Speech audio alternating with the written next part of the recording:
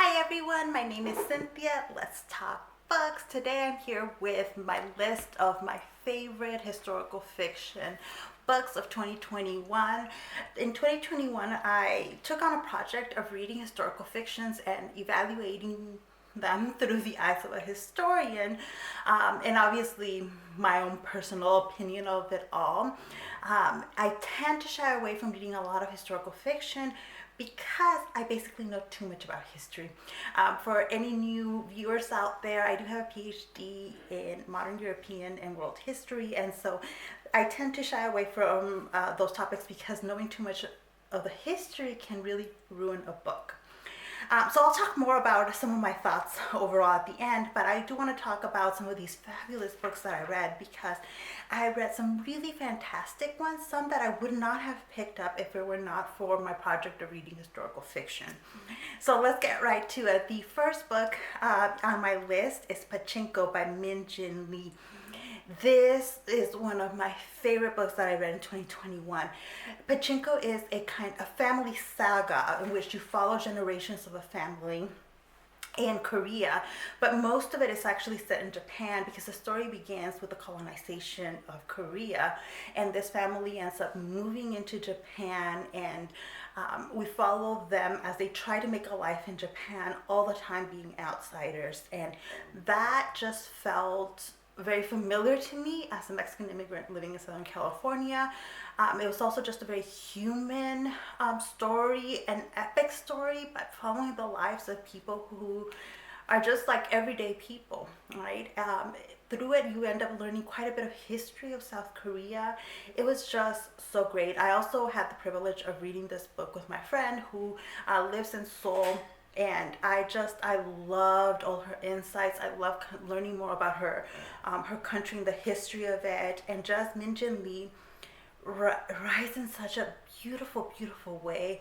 There was nothing in here that I didn't like. I liked every step of the story. I liked the little bits of history that were kind of more like Easter eggs. I loved the larger bits of history that where we were clearly getting a bit of a history lesson through the lives of people.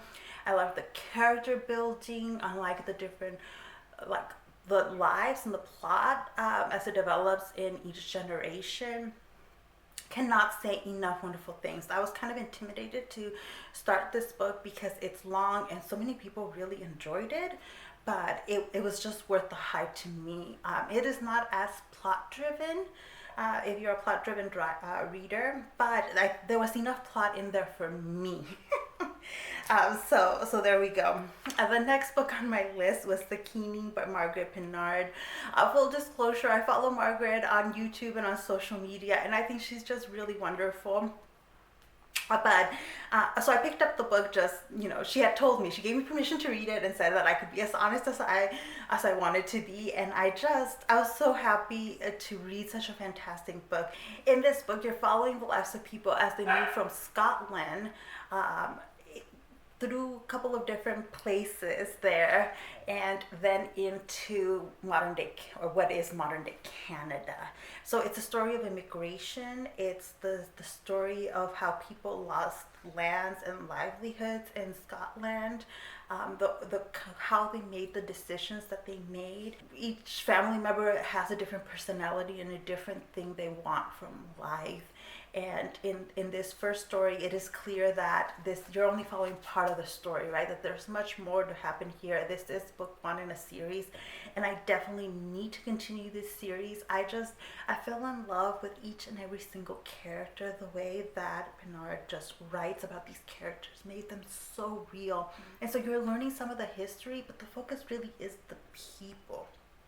And I anticipated that there's some bad things coming for the family, and so I didn't want my little heart broken at the time. That's the only reason why I didn't continue with the series this year, but I think now I'm ready to go back to the series and finish seeing what happens to this family, because I really do need to know.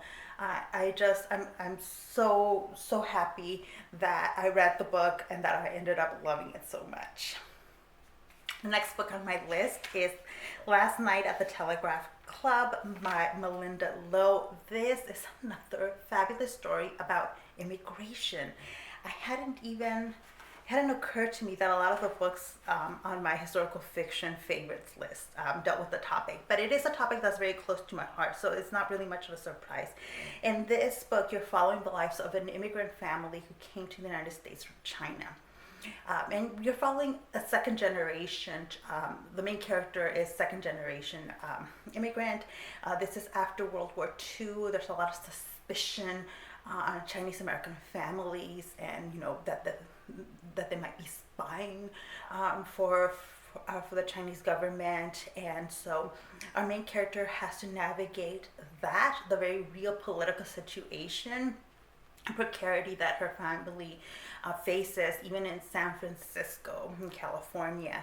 At the same time, that it is very clear to her that she is not like other girls, that she loves women, and she is trying to figure out how to explore that while keeping it hidden from her family, because she knows that as the precarity that her immigrant family finds themselves in, like, that it just does not make it possible for her to be her authentic self with them, or to even let them know what is happening with her sexuality and with the exploration of that. I loved how real Chinatown in San Francisco was in this book. Like, I could picture myself there. And I have been to Chinatown in San Francisco, but like, there are very clear like delineations of like which streets constitute Chinatown, and how stepping beyond those streets equals entering a new world for the main character. And then much, much more so, even entering the threshold of a lesbian club and seeing people there who are openly being themselves. They may not be able to be openly themselves in larger society, but at this club, almost anything can happen. And there's that very real feeling coming from the main character. And I also like that she's a shy kid. She wants to do the right things by her family, but she's also like just needs to explore herself. I just connected so much with the main character and with the story. I loved every aspect. I loved the way the history was handled, the character development, the plot. There was just so much to love in this book. And I know it's not for everybody. Some people are not going to like it, but I just really enjoyed writing. The next book on my list is The Pull of the Stars by Emma Donoghue. So this is a book that deals with the Spanish flu. I believe the book is set in like 1917, so it's set during World War I, as the war is still going on, and it's in the hospital, in the maternity ward of a hospital, as this one nurse is in charge of the patients who have this flu and are pregnant.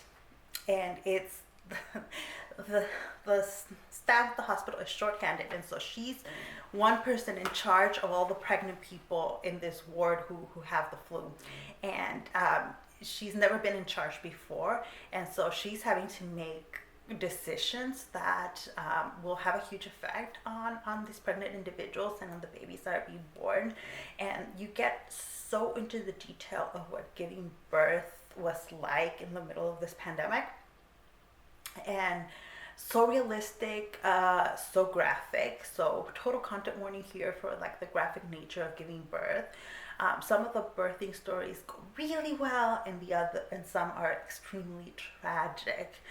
So content warning also for death of the mother, for death of a child, for abuses happening here. Like there's a lot of heavy material here, but I felt like Donoghue handled it so well, so beautiful. I cried and cried while reading this book, which, to be fair, I cry very easily, but there was just so much emotion.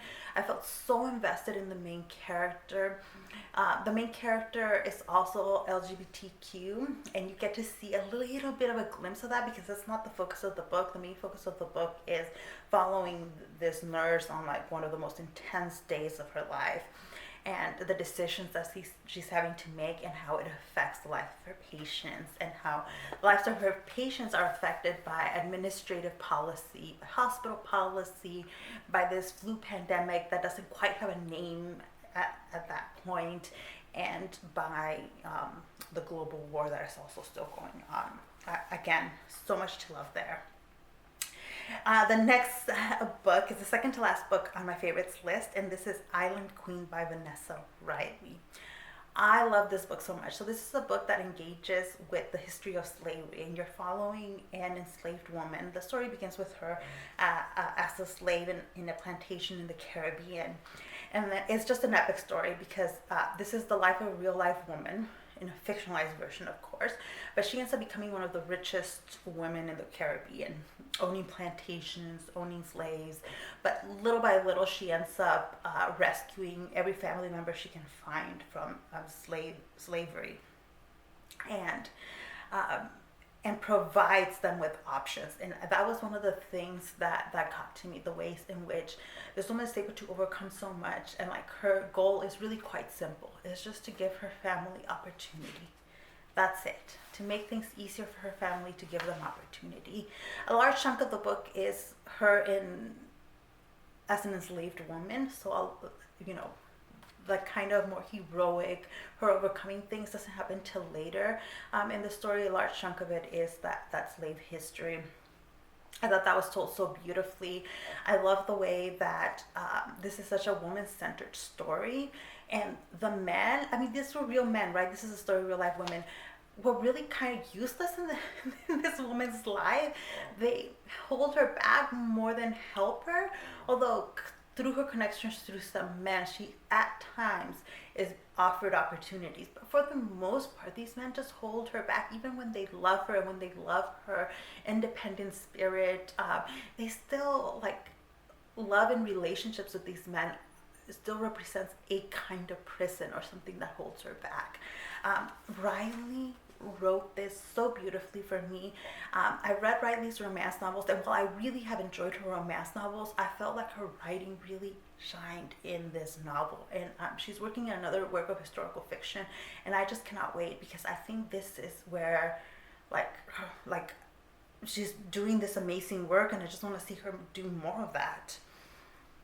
And then last on my list, it's Patsy by Nicole y. Dennis-Benn. Patsy is the story of a Jamaican immigrant. Again, here we have another immigrant story. So really all except Island Queen are immigrant stories on my list. I'll analyze that later. But Patsy is a Jamaican immigrant who comes to the United States in the recent past. Like, she comes to the U.S. around 2008, I believe, because she gets to see the Obama election. And it's so funny because even though this is a work of historical fiction, the history matters less. One of the things that Patsy really shows is how large politics, don't really always matter in the lives of individual people. Like, the Obama election was a big deal in the United States, but for Patsy, as a Jamaican immigrant in the United States without that legal status, the election of Barack Obama does not have a huge impact in her life, because she's an immigrant, she's here illegally, she's having to do menial labor, and I loved that aspect of it, but also just Patsy. I love the depiction of this uber complicated woman. Patsy comes to the United States and leaves her young daughter at home with the child's father, who is married to another woman and has other children with this woman.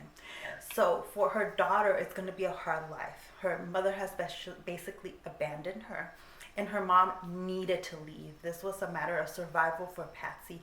Jamaica is a kind of prison, or felt like a prison to her. One, because she likes women, and so that is just not possible in Patsy's family, and with the responsibilities that she has as a mother and as a daughter. So she does everything to leave Jamaica, and she's just seeking happiness. Like, she's seeking happiness, and she knows that she's not happy as a mother, she's not happy as a daughter, she's not happy with her job in Jamaica. She wants more. Then she comes to the U.S., and the American dream is not everything that it was promised. Her friend and lover, who is the reason why she comes to the United States, is not everything she thought she was going to be. And now she's trying to make her life in the United States and like manage the disappointment of what life in the U.S. is. And it's tragic, and empowering and complicated, and I just loved the way Dennis-Benn portrays this. It's so rare that women, even in fiction, that they get to be mothers and not enjoy motherhood. And I really enjoyed those stories. I don't know why. I'm not a mother, but maybe it's because I'm not a mother that I want to see women and mothers being portrayed in complex ways, because I know that that is the reality. I see it in my everyday life. I see it in my friends who are mothers, that there's a huge spectrum there. And society and historically, we expect mothers to like give up their sense of self when they become mothers and give everything for their children. But that is not, one, not healthy, and also not what happens. It does not reflect the reality of the lives of mothers. And it's just, I could go on and on. Suffice it to say, I think this book is amazing, and if you are interested in it at all, you should pick it up. And that is the same for all of these books. I always say, like, each of these books received the highest rating from me. And so I always say, you might not like it because my taste and my experience of reading these books is specifically me. But what I can promise you is that you pick up any of these books, that I think you will enjoy them, and that it's worth at least a try. You might not jive entirely with them, and then, you know, you're free to DNF them. You're free to dislike them, to not have the same feelings that I have. But I think that it's worth at least picking them up and giving them a try. I don't think most people will be disappointed by any of these books. And yeah, I'm trying to figure out a way in which to continue this historical fiction project for 2022. I'm not exactly sure how I will continue it. I think I'm going to shift it from adult fiction and maybe focus it more on middle grade or young adult fiction. I'm not 100% sure yet though, because I really enjoyed so much of the historical fiction that I read in 2021, and that it was specific for, you know, evaluating these books as a historian. So maybe the trick is just to keep doing that. Yeah, so I only have one last video left in which I will be discussing my favorite books of 2021, and that'll be just the kind of general fiction category books that didn't fit into any of the other lists and videos that I made in January. So stay tuned for that. That's coming up in a couple of days. But in the meantime, if you have any suggestions, or if you want to share with me what works of historical fiction really became your favorites in 2021, please do so, because I'm always happy to add more to my TBR. So thank you so much for watching this video, and I'll see you in the next one. Bye.